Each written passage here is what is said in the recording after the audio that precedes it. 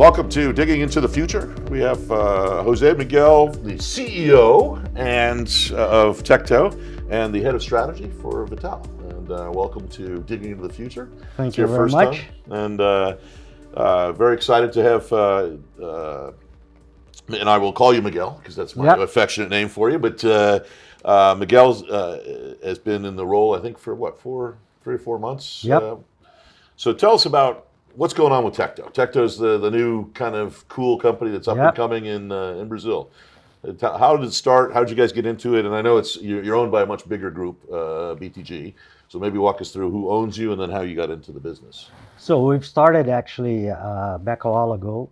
We had an investment on a subsea cable company called GlobeNet. That was the investment vehicle for us to acquire the largest, what is today the largest digital infrastructure business in Brazil, called V.tal, with subsea cables, fiber infrastructure, the largest fiber infrastructure in Brazil, with north of 500,000 kilometers of fiber throughout Brazil, and also the antennas business. And then we had already data centers in the northeast of Brazil, edge data centers, northeast of Brazil, in Barranquilla, Colombia, in Rio. And we saw a great opportunity to deploy more. And thanks to our clients that were requesting more and more of our services, and we have a big ecosystem built in the northeast of Brazil. So we're developing now another 5 edge data centers. We're going to invest north of $1 billion in these new 5 units. And also we're entering hyperscales with a big project in São Paulo state, 200 megawatts. Oh wow! Okay, so you're going big. Hopefully, yeah. So tell us. So also, BT, your owners actually also have a power company as well, right? Yeah. So a little bit of BTG actually. Yeah, please. So the controlling shareholders are BTG Pactual, which is the largest investment bank in Latin America, and now also a retail bank, one of the largest in Brazil, with 2 trillion reais of wealth management plus asset management.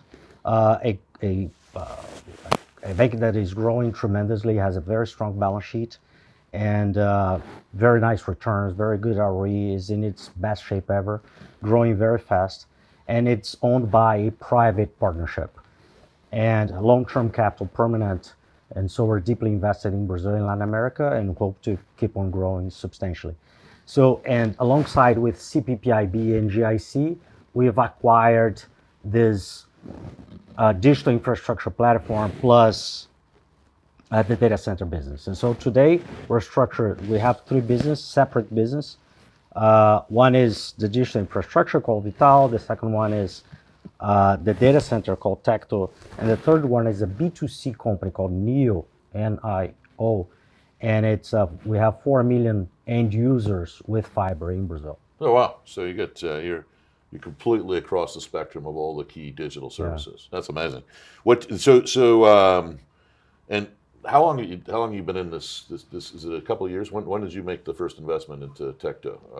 So we had the opportunity to acquire V.tal and use our investment vehicle to acquire in 2022. Okay, all right. And we had already the data center business, but we just carved out and rebranded as Tecto last year in order to have more focus, more dedicated team, and of course a dedicated balance sheet to really increase substantially our footprint. Yeah, no, I'd say I think you're in a great spot. You've got probably big backers, and based on what we're hearing in this conference, all the key components that you need from the ecosystem, right? You've got power and fiber. And to your point that I forgot to mention, BTG Pactual, the controlling shareholder, also holds other 40 important investments on, let's call it the real economy. One of them is a listed company called Eneva, which is a big thermal power company, and also BTG Pactual as an entity is one of the largest player in the energy space in Brazil. They have like a controllership participation in Eneva. They also have transmissions lines. They also have the largest trading group in Brazil, energy trading group in Brazil, and so deeply invested in energy. To your point, I think that nowadays, with all the components together, we can do the telecom component, the energy, and also the data center. Yeah, no, I think you're fantastically positioned. I think it's interesting. So also one of the things I was just studying about Brazil. I mean, Brazil is the center of Latin America. What's the portion of the total Latin American economy? It's actually the vast majority for sure. And how much is in São Paulo itself, right? It's a pretty big. In São Paulo, actually, Brazil is pretty diversified, but São Paulo is concentrated. There is a high concentration of GDP. Yeah. And even businesses that are run outside of São Paulo, I think the São Paulo is the driver of main business. That sometimes the factories are outside of São Paulo, but the headquarters is in São Paulo. And so the cloud zone is in São Paulo. Yeah. But I think the interesting thing. So you built largely into like your first. The greatest names for data centers, I think you guys win. The Mega Lobster and is it Large Lobster? No, it's a Big Lobster and now Mega Lobster. Yeah. So I think you win the Data Center of the Year award for the best names for data centers. But they're also in the north, right? Which is and why are they concentrated? I mean, tell me a little bit about the north and why it's important in the grand scheme of things, because it's different than most of your competitors are like in São Paulo and Rio, right? I mean, largely, and you're really the only one of a few that are in the north, right? It kind of depends on the application. So, like in the Northeast, I think it's geographically very strategically located because of the proximity to U.S. and Europe, and so and then we've developed this edge data center there, and like now it's the second largest connectivity in Brazil, exchange of data in Brazil. After São Paulo, and São Paulo, of course, it's the cloud zone and where you have more enterprise-driven business. Whereas in the Northeast, considering the connectivity that you have, all the subsea cables they land in Fortaleza, in the Northeast, and so that's why we've created a hub there that became so powerful now. And so so I guess that's an important place. Walk me through. So the whole country, you say it's fairly diversified, or is it? The economy is fairly diversified. And quite rich. People perceive Brazil as a commodity player, but it's much more than that. There is, of course, an industrial. It's very strong with, of course, commodities, pulp and paper, mining is strong, and of course, people know our agribusiness. But there is still airlines. There is still, of course, all the services. The banks are very strong in Brazil, and so the insurance. So it's a pretty diversified economy. It's quite dynamic, although GDP doesn't grow substantially. But I think there is a lot of dynamic in the micro sectors, and for digital economy and data center especially, there are a couple of important trends. First of all, companies still didn't move substantially to the cloud. There is still a transition to be made. Part of that processing capacity of local companies are being processed outside of Brazil, more than 50%. Oh, wow. But this trend is decreasing, so processing capacity is being brought to Brazil. And so there is still a double-digit growth for cloud business, for let's call the basics. And then there is an opportunity for AI. But then cheap energy, it happens that more than 90% of the matrix is renewables. There is a lot of excess energy. Curtailment is huge. And so there is and of course, availability of land. The private sector is willing to invest. good operators Yep. that have proven operational capacity. And so there are all the components together to make it for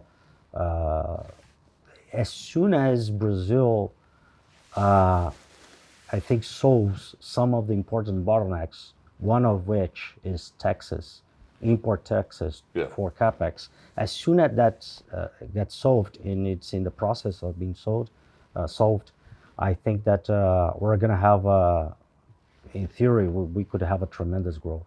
Yeah, because it sounds like it impacts.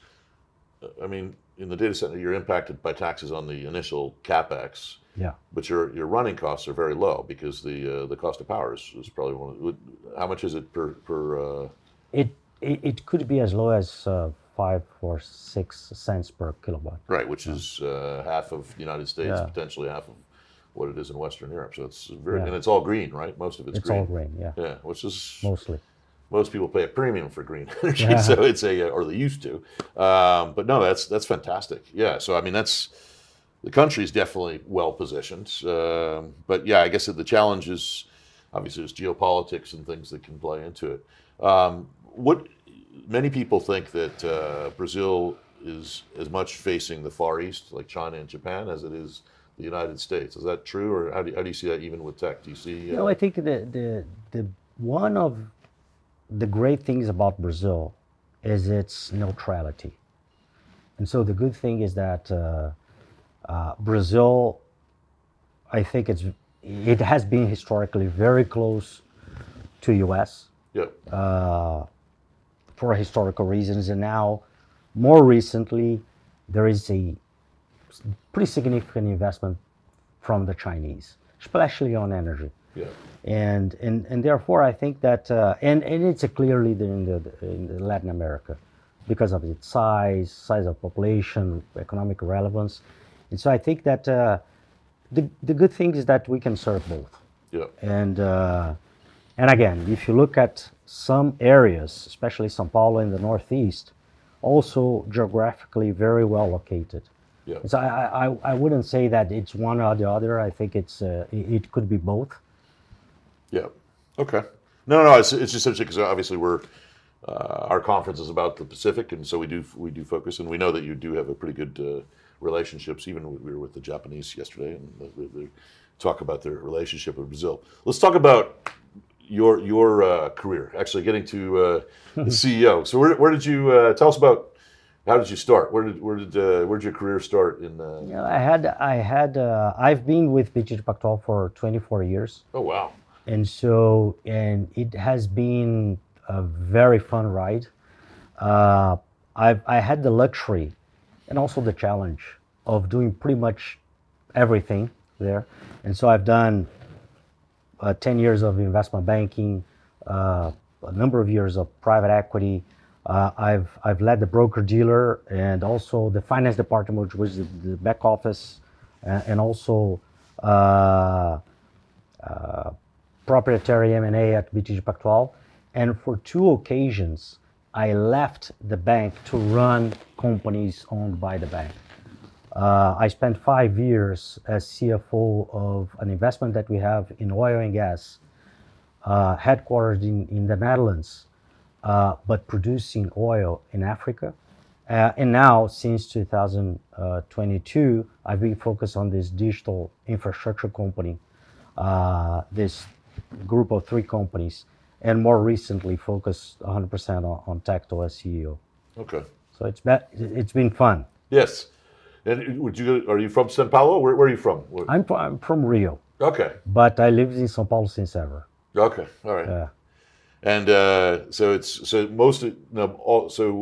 were you in the Netherlands when you when? Yeah. Oh wow. I lived there with family. I brought family and the kids. Ever went to the Netherlands? Yeah. It was an amazing experience. Yeah. Not only because of the Netherlands, but also because of Africa, right? Yeah. The 2 extremes of the world. Yes. Did you get to go to Africa too as well? Were 6 hours apart. Yeah. And so it was like I went a lot to Nigeria. Okay. And then to a number of 6 other countries that we had exploration activities, and we had to unwind some of them because the oil went down to 27, which is not a good place to be. And then when it catched up, I think that we focus on producing assets. We had amazing producing assets in Nigeria. We still have. Yep. And so we focus on that, and it has been a great, not only a great investment, but also an amazing experience for me and for my family. But then we came back to Brazil.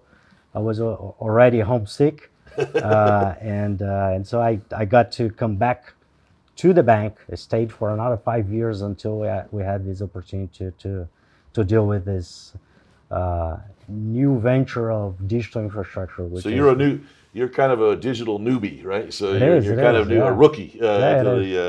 So what do you think? So now after 3 or 4 months, what do you think? Is this really kind of the hottest part of the economy, or do you want to go back to oil and gas after being here? No, not at all, not at all, not at all. I think it's very interesting to be at the heart of everything that's happening globally, right? Yeah. Like every time we talk about the future, we talk about, in the end of the day, we talk about AI, then we talk about data centers, how to manage all the moving pieces that needs to be together to make it work. And so it's an amazing, like a very interesting, amazing opportunity to get to learn all these dynamics and to get to solve the problems that like we have. And that will serve as a catalyst to Brazil, to unlock all the potential of Brazil, right? Yeah.